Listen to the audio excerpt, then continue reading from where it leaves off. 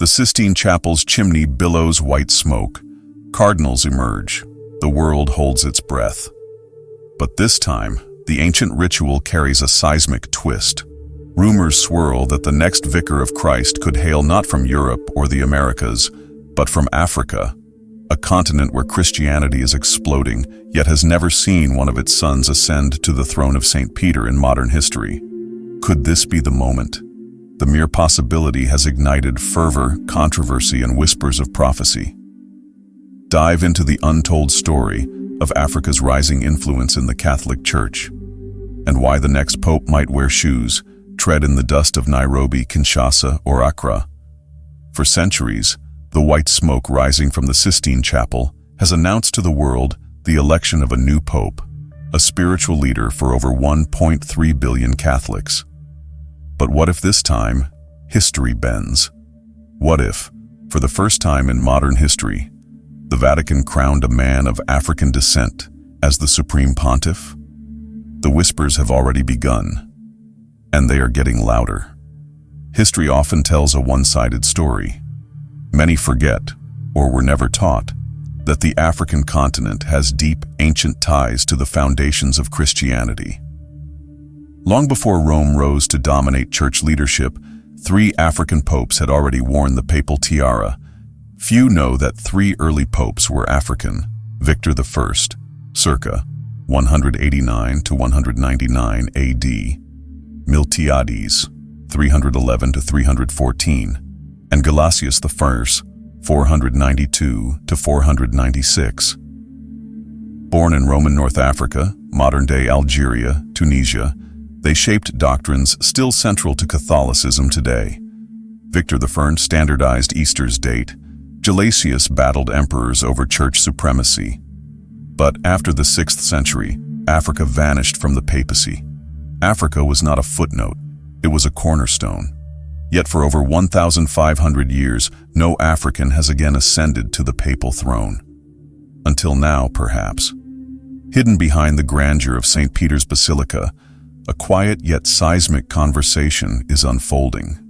Cardinals from every corner of the globe, Europe, Asia, the Americas, and yes, Africa, have been discussing an unprecedented future.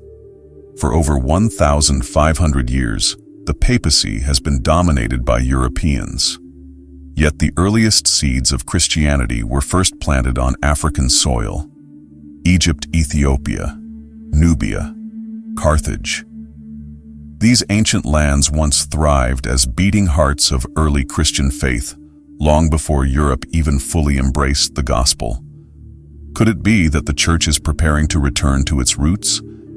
Is the world about to witness a divine reversal, an African pope chosen to shepherd God's flock into a new and challenging era? The possibility is electrifying. The men who could make history. In the secretive corridors of the Vatican, a few names have surfaced. Men of deep faith, profound wisdom, and African blood. One of the most talked about figures is Cardinal Peter Turkson of Ghana, a man known for his humility, intellect, and fiery devotion to social justice. Once described as Papal, Pope material, during previous conclaves, his name continues to echo through the marble chambers. Another is Cardinal Wilfred Napier of South Africa, a veteran leader who has fearlessly addressed global inequality, racism, and the wounds of the modern church. Cardinal Fridolin Ambongo, Congo. A fiery advocate for Africa's poor, Ambongo boldly criticized Vatican financial corruption. His outspokenness electrifies grassroots Catholics but unnerves Rome's old guard. Cardinal Arlindo Gomes Furtado, Cape Verde, a quiet diplomat. Leading one of Africa's most stable dioceses, Furtado bridges divides between continents. A dark horse, but in a fractured conclave, compromise candidates thrive. And rising steadily is Cardinal Dieudonné Nzapalanga of the Central African Republic, who became the youngest cardinal at the time of his appointment. A man who risked his life amid civil war to broker peace between Christians and Muslims. The wild card, Cardinal Luis Antonio Tagle, Philippines. Though Asian, Tagle's mother is ethnic Chinese Filipina, and his focus on global South issues could rally African support. Each man carries not just their faith, but the hope of a continent and the eyes of a watching world. Could one of them be the chosen one? Why now? Why Africa? In 1969, a Ugandan Catholic mystic, Sister Reinolda May, claimed the Virgin Mary told her, "A black pope will come when the church is in darkness." Decades later, Malian Cardinal Jean Zerbo hinted, "Africa is ready to serve, even in the chair of Peter." More explosively, some scholars link the controversial prophecy of the popes, attributed to Saint Malachy, to Africa. The final pope before Apocalypse is Petrus Romanus, Peter the Roman. But what if Roman symbolizes universalism, a pope from the global church, not Italy? Some say the church is responding to numbers that cannot be ignored. Today, the African continent is home to over 250 million Catholics, and growing faster than any other region in the world. By 2050, African Catholics are expected to comprise almost 1/3 of the global Catholic population. The church is thriving where once it was persecuted. Faith burns hottest where suffering has been greatest. In Africa's faithful, joyful, resilient, and deeply rooted in community, the Vatican sees not just numbers, but a spiritual vibrancy that could reignite the Church's mission in a troubled, secularizing world. Could it be divine providence, calling the Church back to its ancient beginnings? Could the next pope emerge from the very soil where Christianity once flourished, in the shadow of the pharaohs? In recent years, many inside the Vatican and beyond have noticed strange, almost prophetic signs. The astonishing rise of African Catholic leadership worldwide, miraculous testimonies of revivals, healings, and faith movements sweeping across African nations. A growing call, even from non-African cardinals, for a globalized pope who reflects the Church's true, universal face. Some even whisper of old prophecies, such as the controversial prophecy of the popes attributed to Saint Malachy, which speaks of a final pope who will lead the Church through great tribulation before Christ's return. Could the emergence of an African pope be part of this mysterious plan? Or could it be the final act of divine irony, as God chooses the stone that the builders rejected? No one knows when the next conclave will gather. No one knows whose name will be whispered inside the Sistine Chapel. No one knows who will walk out onto the balcony of St. Peter's and bless the world as the 267th successor to St. Peter. But one thing is certain. The world is on the brink of witnessing a history-shaking moment, one that could send a wave of spiritual awakening, pride, and profound hope, especially to millions of African believers who for too long have been overlooked in the great tapestry of church history.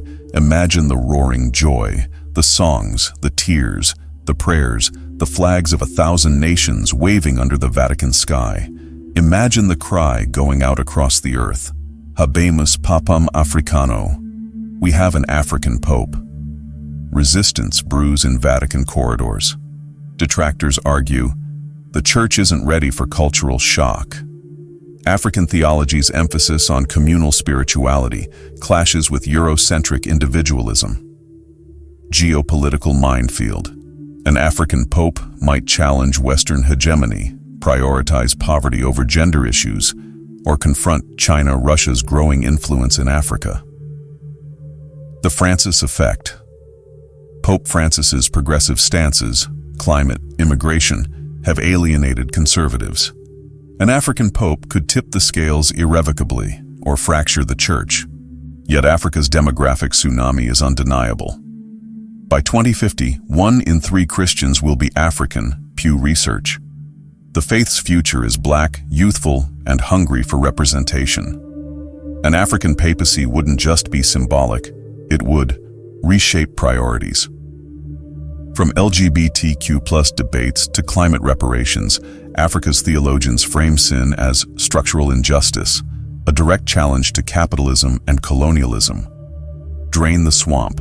Africa's bishops overwhelmingly back Francis's anti-corruption reforms.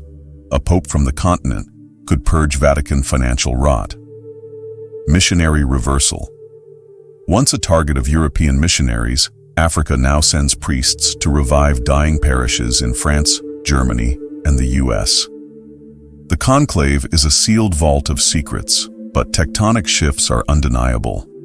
In 2023, Pope Francis elevated 21 new cardinals, over half from Africa, Asia, and Latin America. The College of Cardinals is now the most geographically diverse in history. Yet tradition's grip is strong. No non-European has won since Gregory III, Syria, 731 AD. But as one Vatican insider confided, after Francis, nothing is impossible. Africa's time is now. Will you witness history? Share this video, debate the prophecy, and brace for white smoke. The next pope may not just change the church. He could change the world. This is not just about race, politics, or demographics. It is about destiny. It is about the divine reminder that in Christ, there is neither Jew nor Greek, slave nor free, male nor female, for you are all one in Christ Jesus. Galatians chapter 3, verse 28. The church is called to be a reflection of heaven's diversity, not earth's divisions. And perhaps, just perhaps, God is preparing to astonish the world once again. So keep your eyes on the sky. Watch the smoke over Rome. Listen for the name that could shake history. Because when the next white smoke rises, it may carry with it the hopes of a continent, the fulfillment of ancient faith, and the glorious mystery of a God who often chooses the least expected to carry out his greatest works. The stage is set. The world holds its breath. Could the Vatican crown the world's first African pope in modern history? The answer may be closer than we think. Could an African pope unite a divided church? Comment your thoughts below. And please don't forget to subscribe, like, and share this video.